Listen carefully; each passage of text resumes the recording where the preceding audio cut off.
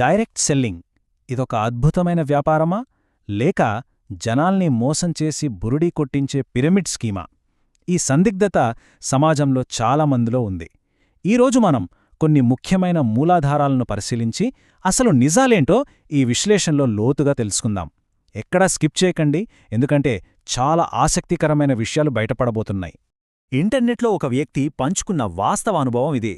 మొదట డబ్బులు పోతాయి, ఆ తరువాత పరువు పోతుంది. మా సోదరుడు చివరకు 2 ఏళ్లు జైలు పాలయ్యాడు అని ఆవేదన వ్యక్తం చేశారు. చూశారుగా, స్కామ్లలో ఇరుక్కుంటే కేవలం బ్యాంక్ బ్యాలెన్స్ మాత్రమే కాదు, వ్యక్తిగత జీవితం, సమాజంలో గౌరవం కూడా ఎలా నాశనమవుతాయో ఇలాంటి సంఘటనలు మనకు కళ్లకు కట్టినట్లు చూపుతున్నాయి. ఇది ఎంత తీవ్రమైన విషయమో అర్థం చేసుకోవచ్చు. సరే, ఇక ఆలస్యం చేయకుండా టాపిక్లోకి డైవ్ చేద్దాం. ఈరోజు మనం ప్రధానంగా కవర్ చేయబోయే అంశాలు: ముందుగా డైరెక్ట్ సెల్లింగ్ చుట్టూ ఉన్న సందిగ్ధత, ఆ తరువాత పిరమిడ్ స్కీమ్ అంటే ఏంటి, అందులో ఉత్పత్తుల నాణ్యత పాత్ర, రాత్రికి రాత్రే కోటీశ్వరులయ్యే అపోహ, మరియు చివరగా ఆర్థిక నష్టభయాలను ఎలా అంచనా వేయాలి అనే విషయాలను చర్చిద్దాం. మొదటి విభాగం: డైరెక్ట్ సెల్లింగ్ సందిగ్ధత. అసలు నెట్వర్క్ ఆధారిత వ్యాపారాలు ఎందుకు ఇంతగా భిన్నమైన అభిప్రాయాలకు దారితీస్తున్నాయో చూద్దాం. ఇదొక నిజమైన అవకాశమా, లేక ఎప్పటికీ బయటపడలేని ఆర్థిక వలయా? నెట్వర్క్ వ్యాపారాల గురించి మాట్లాడేటప్పుడు ప్రధానంగా 2 విభిన్న కోణాలు వినిపిస్తుంటాయి. ఒకవైపేమో ప్యాసివ్ ఇన్కమ్ అనే అద్భుతమైన కళ, అంటే ఒక సిస్టమ్ సెట్ చేస్తే చాలు నిరంతరం ఆదాయమొస్తుంది అని చెబుతుంటారు. కాని వాస్తవంలోకి వస్తే పెట్టిన పెట్టుబడులు కోల్పోయి, తెలిసిన వాళ్లని ఇందులో చేర్పించి, చివరకు బంధుమిత్రులకు కూడా దూరమైపోయే పీడకలలు ఆన్లైన్ ఫోరమ్స్లో ఎన్నో కనిపిస్తాయి. ఈ రెండింటిలో ఏది నిజం? ఇక్కడియే ఈ విషయాన్ని అద్భుతంగా వివరించే ఒక చట్టపరమైన ఆధారం మనకు దొరుకుతుంది. అదే భారత ప్రభుత్వం 2021లో తీసుకొచ్చిన consumer protection direct selling rules. మన విశ్లేషణకు ఇదే ప్రధాన పునాది. ఈ నిబంధనలు పిరమిడ్ స్కీమ్లను, మనీ సర్క్యులేషన్ మోసాలను చాలా కఠినంగా నిషేధిస్తున్నాయి. రెండవ విభాగం: పిరమిడ్ స్కీమ్ నిర్వచనం. అసలు చట్టం ఏమి చెబుతుందో ఇప్పుడు స్పష్టంగా తెలుసుకుందాం. చట్టబద్ధమైన వ్యాపారానికి, స్కామ్కు మధ్య ఉన్న గీత ఇక్కడ అర్థమవుతుంది. ఈ న్యాయపరమైన డాక్యుమెంట్లో నిజంగా ఆసక్తికరమైన విషయమేంటంటే, పిరమిడ్ స్కీమ్ అంటే ఎలా ఉంటుందో చట్టం స్పష్టంగా గీత గీసింది. వస్తువుల అమ్మకం ద్వారా కాకుండా కేవలం కొత్త వాళ్లను చేర్పించడం ద్వారా, అంటే బహుళస్థాయి నెట్వర్క్లలో కేవలం ఎన్రోల్మెంట్స్ మీద ఆధారపడి లాభాలు పొందడాన్ని ఈ చట్టం తీవ్రంగా తప్పుబడుతోంది. దీన్ని మరింత సులభంగా చెప్పాలంటే, వాస్తవంగా వాడుకోవడానికి పనికొచ్చే వస్తువులను అమ్మడం మానేసి కేవలం అదనంగా సభ్యులను జాయిన్ చేయించడం ద్వారానే ప్రయోజనాలు పొందే ఒక నెట్వర్క్నే పిరమిడ్ స్కీమ్ అంటారు. చట్టబద్ధమైన ఏ డైరెక్ట్ సెల్లింగ్ సంస్థ కూడా ఇలా పని చెయ్యకూడదు అని చట్టం చాలా ఖచ్చితంగా చెబుతోంది. మరి లీగల్ ఏది, ఇల్లీగల్ ఏది అనేది ఎలా గుర్తించాలి? ఇదిగో, ముందుగా కొన్ని రెడ్ ఫ్లాగ్స్, అంటే ప్రమాద సూచికలు చూద్దాం. జాయిన్ అవ్వడానికి భారీగా డిపాజిట్లు కట్టమనడం, జాయిన్ చేయించమని బలవంతం చేయడం, అసలు క్వాలిటీ ప్రొడక్ట్స్ లేకపోవడం జరిగితే అది ఖచ్చితంగా స్కామ్. అదే సరైన సంస్థ అయితే ప్రొడక్ట్ నచ్చకపోతే వెనక్కిచ్చేసే కూలింగ్ ఆఫ్ పీరియడ్ ఉంటుంది, పూర్తి రీఫండ్ ఇస్తారు, మరియు వాళ్ల దృష్టి అంతా వస్తువులను అమ్మడంపైనే ఉంటుంది.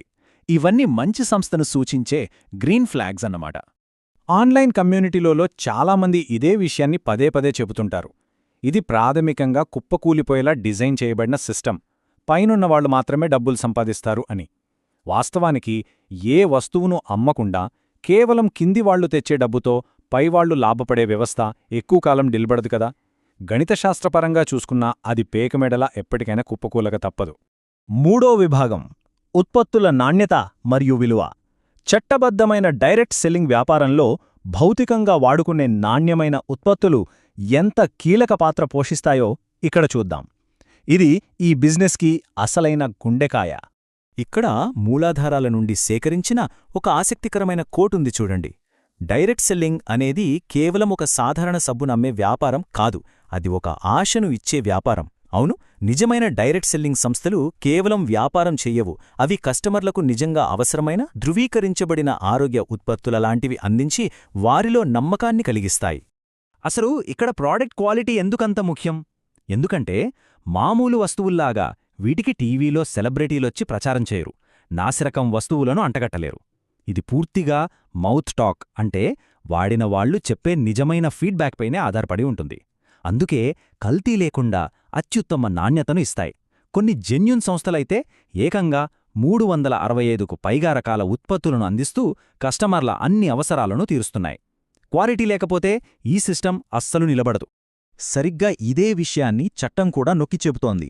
ఒకవేళ కస్టమర్కి పొరపాటున నకిలీ వస్తువులు వచ్చినా, క్వాలిటీ నచ్చకపోయినా వాటిని వెనక్కి తీసుకోటానికి లేదా డబ్బులు వాపసివ్వటానికి సంస్థలు నిరాకరించకూడదు అని రూల్స్ ఖచ్చితంగా శాసిస్తున్నాయి.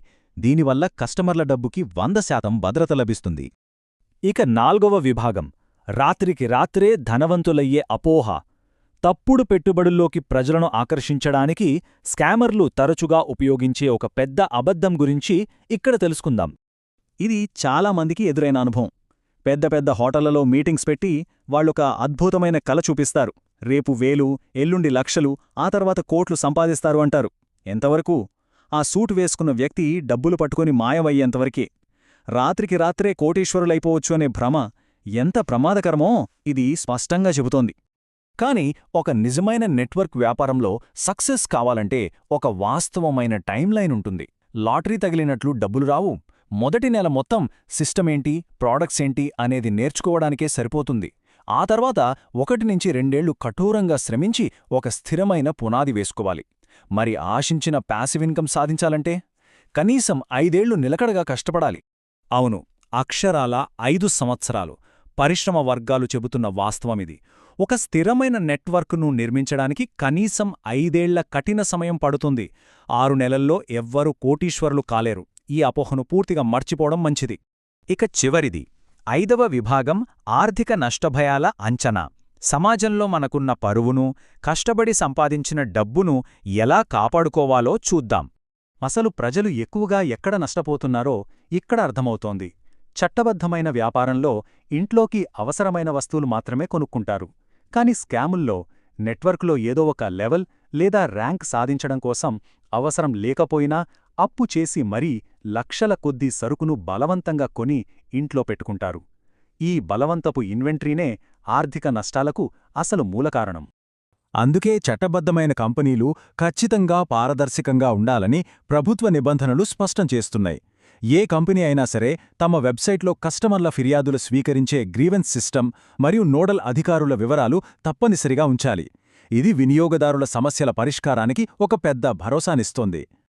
ఇప్పటిదాకా మనం చర్చించిన విషయాలన్నింటినీ ఒక సింపుల్ చెక్లిస్ట్ లాగా సారాంశంగా చూద్దాం. ఏదైనా వ్యాపారంలో చేరడానికి ముందు ఈ 4 పాయింట్స్ గమనించండి. 1. జాయిన్ అవ్వడానికి భారీగా ఫీజు అడుగుతున్నారా? 2. వాళ్ళమ్మే ప్రోడక్ట్స్కి బయట మార్కెట్లో నిజంగా డిమాండ్ ఉందా? 3.